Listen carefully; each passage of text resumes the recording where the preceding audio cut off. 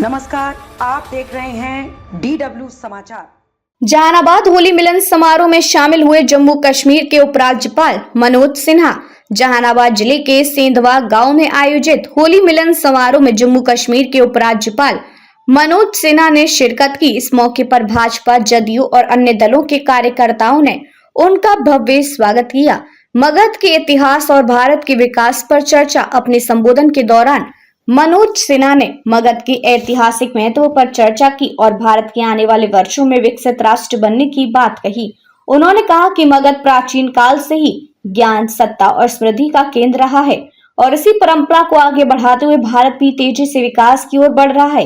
विरंच का जिक्र और युधिष्ठिर यश संवाद कार्यक्रम के दौरान उन्होंने महाभारत के युधिष्ठिर और यश के संवाद को याद करते हुए मगध की प्रसिद्ध व्यंजन विरंच का भी जिक्र किया। उन्होंने मजाकिया लहजे में कहा कि मगध क्षेत्र में 1 घंटा बिताने के बावजूद विरंच न मिलने से आश्चर्य हुआ, जिससे वहां मौजूद लोगों ने जोरदार तालियां बजाई। समारोह में 1 घंटा बिताया। मनोज सिन्हा ने लगभग 1 घंटा सेंधवा गांव में बिताया, जहां उन्होंने स्थानीय लोगों से बातचीत की और क्षेत्र के विकास को लेकर चर्चा की। चर्चा बराबर करते, उनको विरंज पसंद है और विरंज की चर्चा वो करते रहते हैं। कभी कभी तो मजाक में भी कहते रहते हैं कि विरंज यहाँ का तो बड़ा एक प्रकार का उसको पकवान ही हम कह सकते हैं, बड़ा उत्तम कोटि का भोज्य पदार्थ है विरंज इस मगध के लिए। नॉट ओनली जहानाबाद, केवल जहानाबाद का नहीं, पूरे मगध में विरंज की महिमा अलग है और विरंज खिलाने पर लोग खुश होते हैं और विरंज बनाने का तरीका भी बड़ा अनूठा है। बड़ी नेम निष्ठा के साथ विरंज बनाई जाती है। तो विरंज तो अपने आप में एक बड़ा खाद्य पदार्थ है, भोज्य पदार्थ है। उनकी चर्चा अगर माननीय एलजी साहब ने किया है तो हम लोगों को प्रसन्नता है कि बिहार के अंदर एक जो भोज्य पदार्थ है उसको लेकर माननीय एलजी उत्सुक थे और उसकी चर्चा उन्होंने यहाँ किया। विद्यार्थी वो शायद जानते होंगे, आप सबने सिकंदर और पोरस का नाम सुना। सिकंदर और पोरस की दोस्ती क्यों हुई, ये सवाल शायद कम लोगों को मालूम है।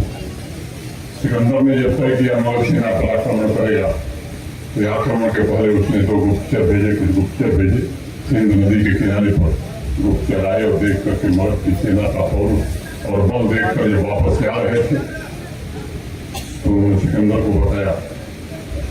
घोड़े और हाथी पर सवार हजारों की संख्या में, लाखों की संख्या में पैदल तलवार लिए मगध की सेना के युद्ध के लिए प्रतीक्षारत सिकंदर के पार वापस खींच गए। सिकंदर वापस लौटने लगा। रास्ते में उसे पुरराज से भेंट हुई और पुरराज ने जो उसे भेंट दी थी वो एक नाथ स्टील दी थी जो हिंदुस्तान में बनता था और दुनिया की सबसे अच्छी तलवार उसी स्टील से बनती थी। भारत वो देश हुआ। एक विज्ञान का किस्सा भी मैं आपके बीच कहूंगा। सर आइजैक न्यूटन का नाम सबने सुना है, जो भी विज्ञान के विद्यार्थी हैं। थियरी ऑफ ग्रेविटी सब जानते हैं। Sir Isaac Newton British parliament के मेंबर हुआ करते। ब्रिटिश पार्लियामेंट में वो भाषण दे रहे हैं कि नेविगेशन मैंने समुद्र में पानी के जहाज कैसे चलेंगे, इसका कोई समाधान विज्ञान के पास नहीं। जिस दिन सर आइजैक न्यूटन का ये भाषण हो रहा था ब्रिटिश पार्लियामेंट में, उसके सैकड़ों साल पहले हमारे इंडियन सेलर, भारत के समुद्री जहाज यहाँ उत्पादित मालों को लेकर के, चाहे वो स्टील हो, टेक्सटाइल हो, दवाइयाँ हो, दुनिया के दूसरे देशों में लेकर के जाते थे और वहाँ से सोना लेकर के आते थे। सोना लूट करके हमारे पूर्वजों ने नहीं लाया। मैं समझता हूँ उस दिशा में देश फिर से आगे बढ़ने लगा और आदरणीय प्रधानमंत्री जी के मार्गदर्शन में निरंतर ये प्रयत्न भी हुआ। मगध क्षेत्र अपने प्राचीन गौरव को हासिल करे, आम नागरिकों की मूलभूत आवश्यकताओं की पूर्ति हो, जन आकांक्षाओं के अनुरूप एक सशक्त, समृद्ध और समावेशी मगध क्षेत्र का विकास हो। मैं समझता हूँ कि वो सरकारों के भरोसे ही काम नहीं हो सकता। सरकारें कर रही हैं, लेकिन हमारा अपना भी धर्म है। अपने धर्म और अपने कर्तव्य का भी हमें पालन करना चाहिए और मुझे लगता है कि सबको मिलकर के उस वैभवशाली मगध को पुनः जिंदा करना है, जिसके आदर्शों और मूल्यों की बुनियाद हमारी आर्थिक प्रगति को नई ऊर्जा प्रदान कर सकती है। प्रत्येक नागरिक अपने आत्मसम्मान और आत्मविश्वास को हासिल कर सकता है। बंधुता तथा समरसता की भावना से समाज एकजुट होकर आगे बढ़ सकता है। मैं इसे अपना सौभाग्य मानता हूँ।